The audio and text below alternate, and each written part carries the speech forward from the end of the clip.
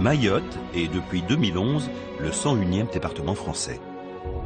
Située à 8000 km de Paris, l'île aux lagons compte 200 000 habitants. 95% de cette population est musulmane et on y recense près de 300 mosquées. Historiquement, Mayotte fait partie des îles Comores. Au début du XIIe siècle, le grand géographe arabe Al-Idrissi décrivait déjà l'islamisation massive des élites mahoraises. Jusqu'à la fin du XVe siècle, ce sont des chefferies musulmanes swahili qui dominent l'île. Ensuite, une dynastie de sultans chiraziens régnera sur Mayotte jusqu'en 1828. La Ziyara de Polé est considérée par la tradition orale comme un haut lieu de la spiritualité musulmane mahoraise. Il n'en subsiste aujourd'hui que des vestiges, mais on y pratique toujours le culte des saints. Moi, ce qui m'intéresse le plus, c'est identifier ce bâtiment, c'est quoi? C'est une mosquée. Par exemple, le mihrab, c'est là où l'imam se poste pour conduire la prière, qui est un élément essentiel. Second élément, c'est donc l'entrée avec certaines figures qu'on retrouve. C'est ce qui permet de voir ce qu'on a appelé ce cachet à peu près chirazien. Ce qui montre aussi que c'était un islam qui a eu un mélange, un métissage. Selon les données archéologiques les plus actuelles, nous situons l'arrivée des premiers musulmans entre le 7e et le 8e siècle de notre ère. On sait qu'ils sont passés par l'Oman, par le Hadramaut, par le nord-ouest de l'océan occidental, avant d'arriver jusqu'aux îles Comores au sens large. Mais certains manuscrits nous parlent des Ibadites qui seraient venus de l'Irak ou de l'Iran. Donc l'histoire et son aspect mythologique a retenu que c'est donc des Chiraziens, parce que c'était aussi une fierté. Donc effectivement, il y a eu des mélanges pour permettre d'avoir un islam qu'on dit chafaïte d'Afrique de l'Est. Située à l'ouest de Mayotte, la ville de Tsingoni est l'ancienne capitale du sultanat chirazien.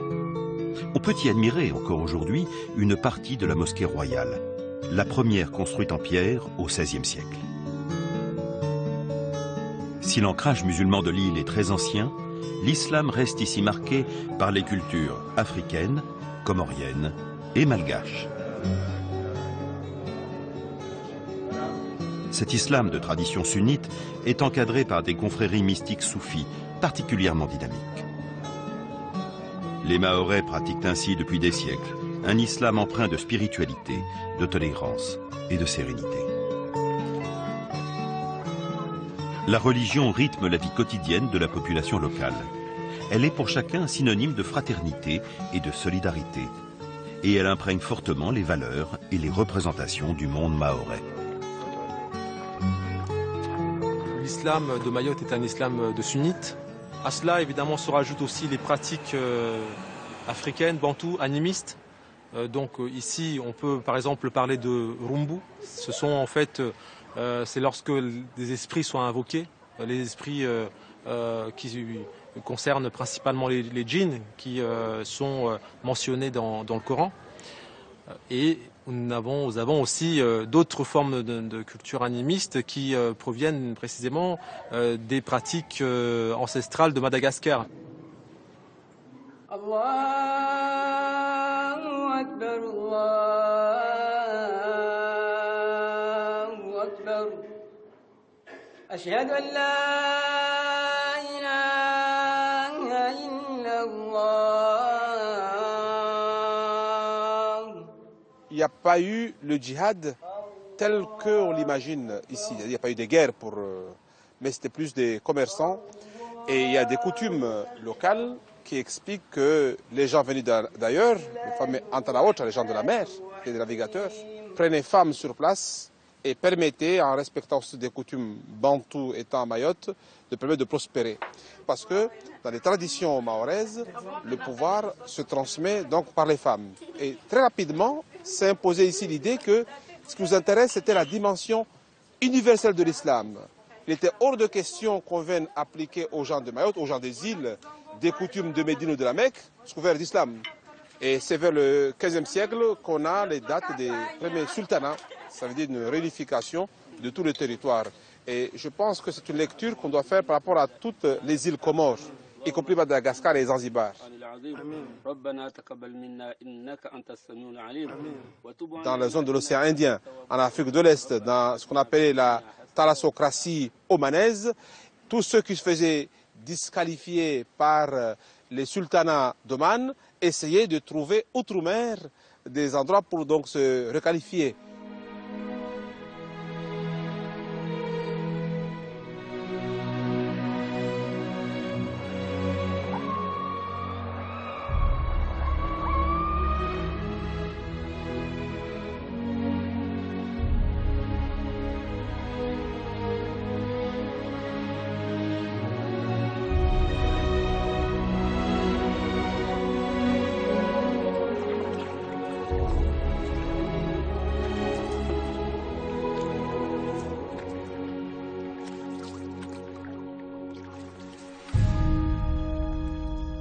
C'est une histoire tout de même qui a duré pendant plusieurs siècles, puisqu'il y avait un sultanat à Mayotte, donc il y avait tout de même un système politique qui érigeait la vie sociale, il y avait aussi un droit local, donc tous ces éléments nous permettaient tout de même d'avoir un territoire qui était régi par des normes totalement différentes de celles que nous connaissons évidemment aujourd'hui.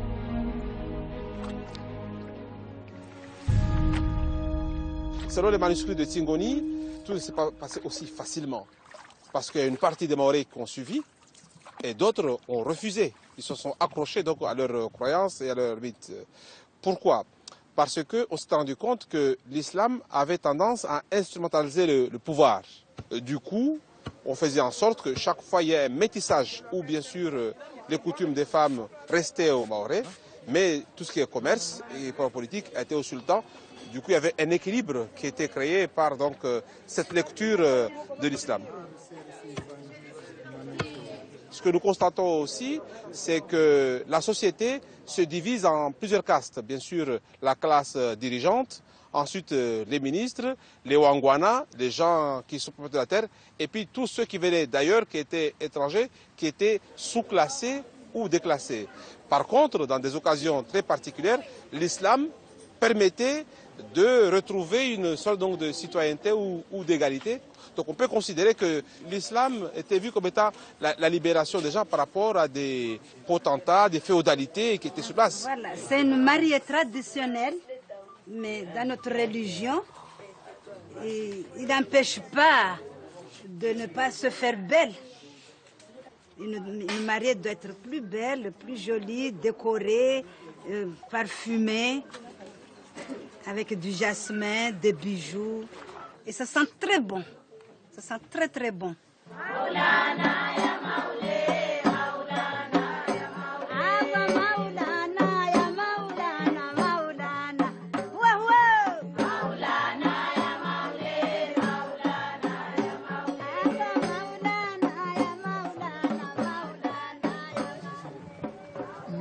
Dans chaque quartier ici à Mayotte, la première chose qu'on construit, c'est la mosquée. Et souvent, on la construit en dur. Jusqu'à une vingtaine d'années, la mosquée était le seul édifice en dur, alors que toutes les habitations étaient un habitat donc très précaire avec des plantes ou des feuilles de cocotier.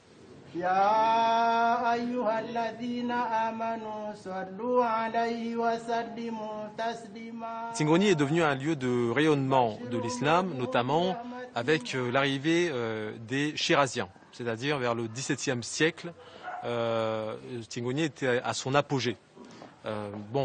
C'était la capitale de Mayotte du XIVe siècle jusqu'à cette période, jusqu'au XVIIe siècle. Mais le XVIIe siècle, pourquoi? Parce que, évidemment, là, il y avait un enseignement qui était diffusé sur l'ensemble de Mayotte. Et puis, il y avait aussi des émissaires qui partaient de Tingoni pour aller transmettre d'autres enseignements dans d'autres localités de Mayotte.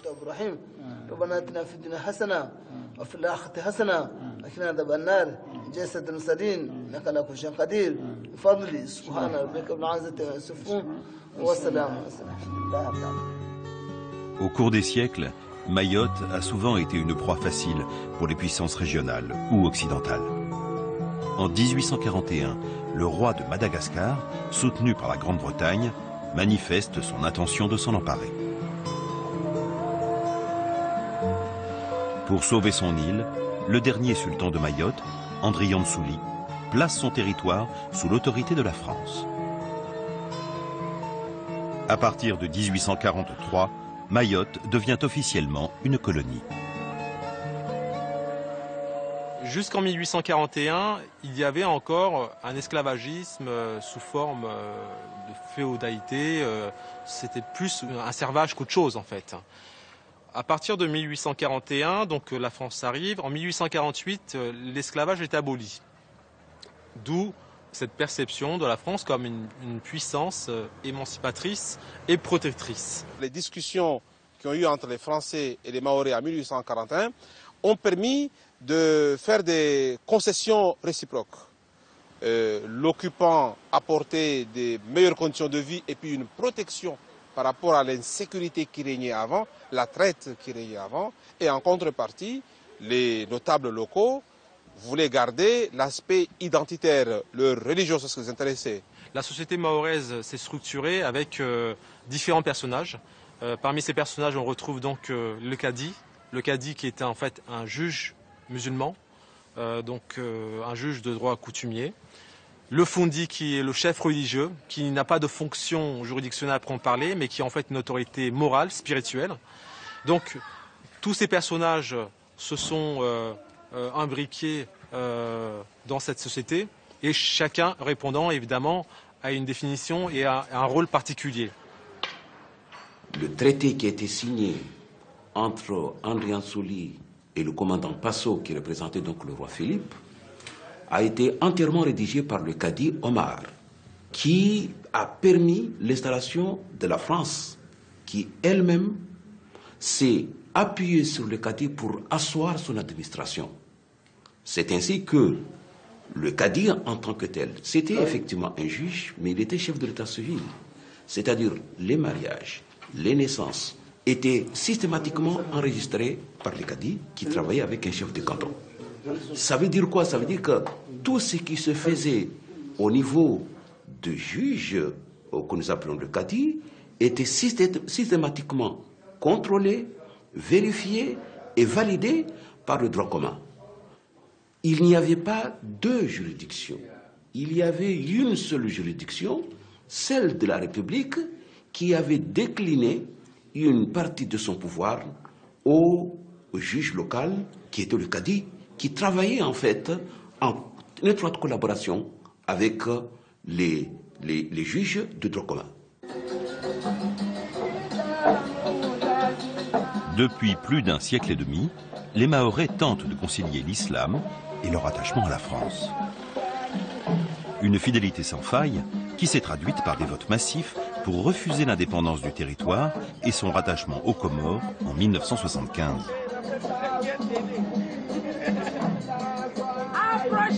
Approchez ici. Ici, on va que des originaux, pas des copies. En 2009, 95% des habitants de l'île se sont prononcés pour que Mayotte devienne département et pour qu'il puisse ainsi accéder à une citoyenneté française pleine et entière. Pour obtenir ce statut, la population insulaire a accepté bon gré mal gré des compromis entre le code inspiré de la tradition religieuse et le code civil. Mayotte, c'est un pays où les femmes ont toujours été libres. La seule chose, c'est qu'il y a des femmes qui n'étaient pas allées à l'école. Effectivement, c'est comme dans tous les autres pays musulmans, où il y a les musulmans, il y a cette notion que la femme était inférieure à l'homme et qu'il devait être soumise et résignée. Et moi, c'est ça, ce que je voulais pas. Je voulais simplement que les gens se respectent et s'aiment et qu'il y ait une harmonie familiale, que l'harmonie s'installe dans les familles. Les Mahorais ont souhaité la départementalisation parce qu'ils sont profondément attachés aux valeurs françaises, aux valeurs de la République française. Et ce besoin de devenir un département d'outre-mer, c'était dans l'esprit collectif une garantie du maintien dans le giron français, de manière définitive. Même si Même si avant ce statut, Mayotte figurait déjà dans la Constitution française de 1958, disons que le statut de département d'outre-mer était vraiment ce gage supplémentaire de ce maintien au sein de la République française, avec aussi tout ce qui allait en découler, c'est-à-dire le progrès social, c'est-à-dire aussi les avancées économiques, à l'instar en fait de ce qu'on peut voir juste à côté de nous sur l'île de la Réunion. Au XXe siècle, les Mahorais se sont très massivement prononcés pour leur maintien dans l'espace français. Des personnalités musulmanes de premier plan se sont engagées en faveur de cette citoyenneté. 2 d'entre elles sont décédées ces derniers mois. Zaina Mérès a mené ce combat depuis 1958 sur le terrain politique. Figure emblématique de la mobilisation des femmes mahoraises, elle a notamment créé le mouvement dit des Chatouilleuses. On voulait rester département pour être libre à Mayotte, c'est tout. Ces actions et ces prises de position ont contribué à la lutte pour la liberté et l'émancipation des femmes. Cette volonté de liberté est aussi ce qui a motivé le combat de Zoubeir Adinani, ancien maire de Tsingoni, qui a été inhumé dans sa ville. Descendant de la dynastie des sultans Shirazi, Zoubeir Adinani était le fils d'un cadi. Il a aussi occupé les fonctions de président du conseil représentatif des musulmans de Mayotte.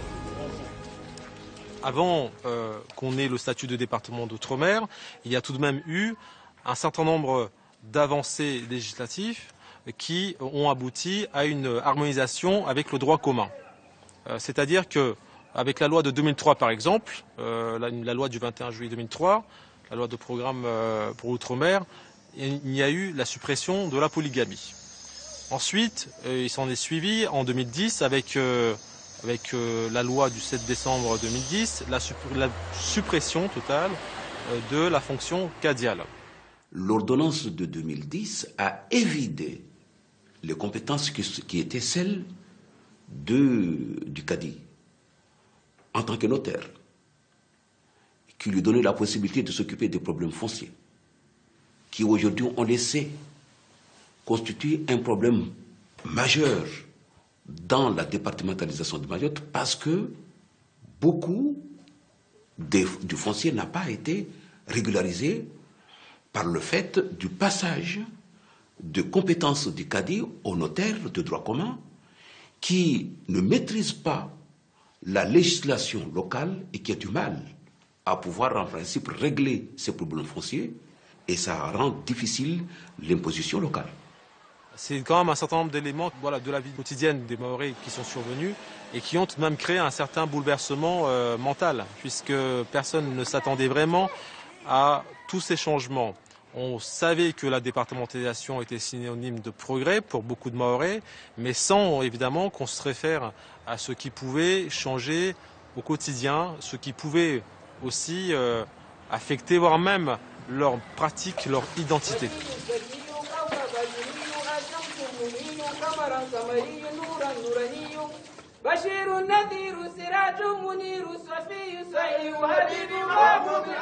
On peut aussi se demander comment faire, c'est quoi la solution? Parce qu'aujourd'hui, nous avons une jeunesse nombreuse qui n'est pas au fait de sa religion, qui n'est pas au fait donc de sa tradition et qu'on ne peut ranger nulle part. L'avantage qu'il y a eu donc à Mayotte, c'est que tout le monde, chacun, peut, j'allais dire, pratiquer sa religion en paix. Mais je n'ai pas le droit d'imposer ma religion aux autres. Or, de plus en plus, certaines idéologies essaient d'imposer. Ils profitent d'une vulnérabilité. Je suis pauvre, je n'ai pas à manger, donc on va m'alimenter à condition que je puisse perdre mon âme. Non. En réalité, quelqu'un qui a bien assimilé sa culture assimile plus facilement les autres cultures et notamment la mondialisation.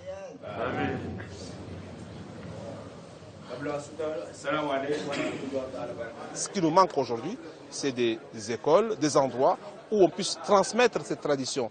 Cette culture, cette religion n'est plus transmise comme il le fallait. Du coup, on va perdre une sagesse, on va être victime de notre propre ignorance.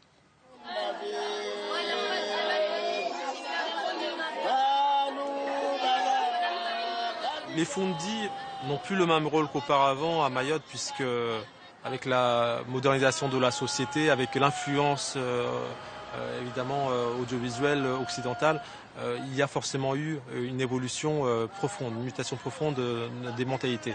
À cela, évidemment, sont aussi rajoutées des pratiques qui proviennent de l'étranger, d'autres pays arabes de l'étranger, où certains Mahorais ont été formés, qui sont venus donc bousculer un peu les habitudes qu'il y avait à Mayotte. Mais tout cela n'a pas non plus eu des incidences colossales, puisque le Mahorais tient avant tout à son fondi traditionnel, c'est-à-dire son maître religieux traditionnel, puisque celui-ci n'a pas seulement une fonction de maître coranique, il a aussi une fonction de pacificateur, d'éléments en tout cas stables et unificateur d'une commune, mais aussi de Mayotte tout entière.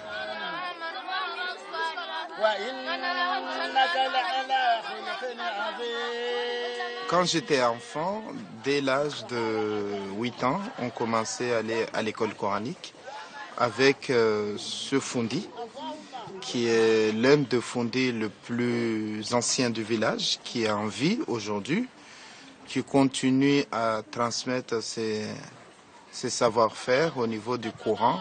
Et ce qu'il espère, c'est que l'un des apprentis reprendra le relais, comme d'habitude, dans toutes les écoles coraniques de Mayotte.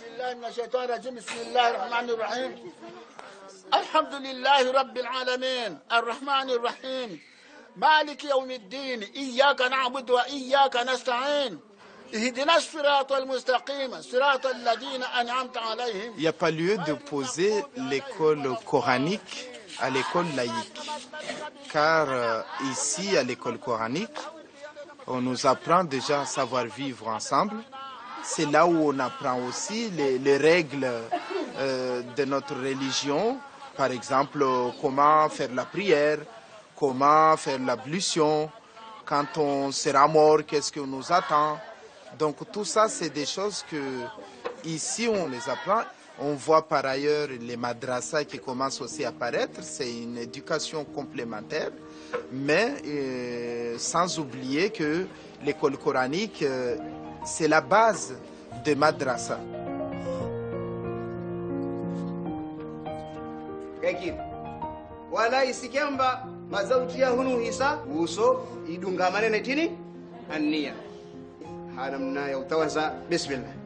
L'avenir de Mayotte passe sans aucun doute par un nouvel équilibre à trouver dans la prise en charge de la jeunesse et dans l'éducation.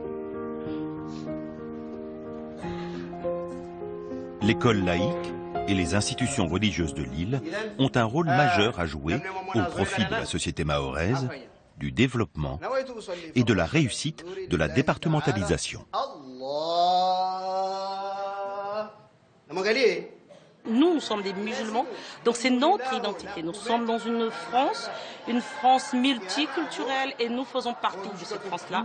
Donc les musulmans de France, les Mahorais, nous sommes des musulmans de France. Nous vivons d'une autre manière, peut-être que d'autres musulmans, mais ce sont nos manières de vivre qui représentent notre identité.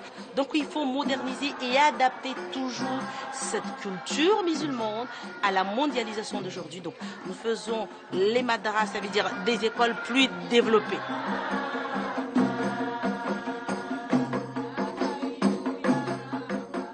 La jeunesse mahoraise est en quête de repères, puisqu'on se rend bien compte que la société actuelle dans laquelle elle vit semble aller beaucoup trop vite pour elle. Tout ce qui correspondait à son lieu d'encadrement, à son lieu aussi de repères psychologiques et identitaires, a parfois tendance à se bousculer ou en tout cas à s'effondrer par moments.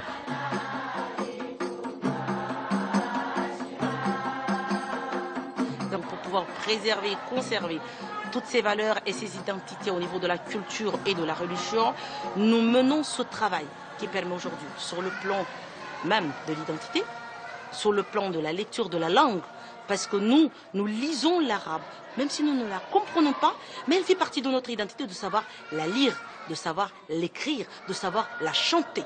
C'est toute une valeur au fond de nous, auquel celle-ci, on la perd si nous n'avons pas ces madras, ça veut dire ces écoles-là. Et pour aller plus loin, pour encore conserver ces valeurs, on voudrait aujourd'hui créer un collège, mais un collège de madras, pour pouvoir garder les enfants dès l'âge de 11 ans, pour leur transmettre ces cultures même identitaires de l'islam, pour que lorsqu'ils partent en métropole, pour continuer leurs études, ou parce qu'ils n'ont pas réussi l'école, mais ils vont garder l'identité mahoraise. Ils ne vont pas être perdus dans la masse de dire « je ne suis que occidentale, je suis musulmane, mahoraise, française, occidentale ».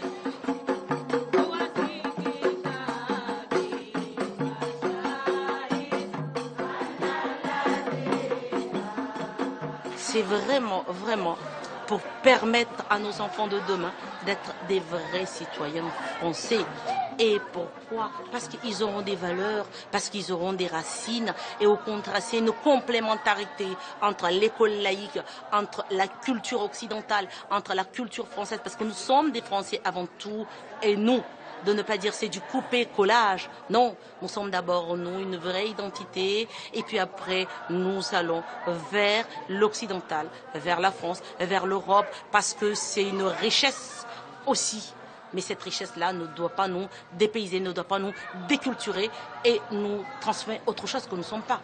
Vraiment, Mayotte, c'est une île paisible musulmane avec des très grandes valeurs et qu'on ne voudrait pas les perdre et que là, aujourd'hui, c'est pouvoir les transmettre.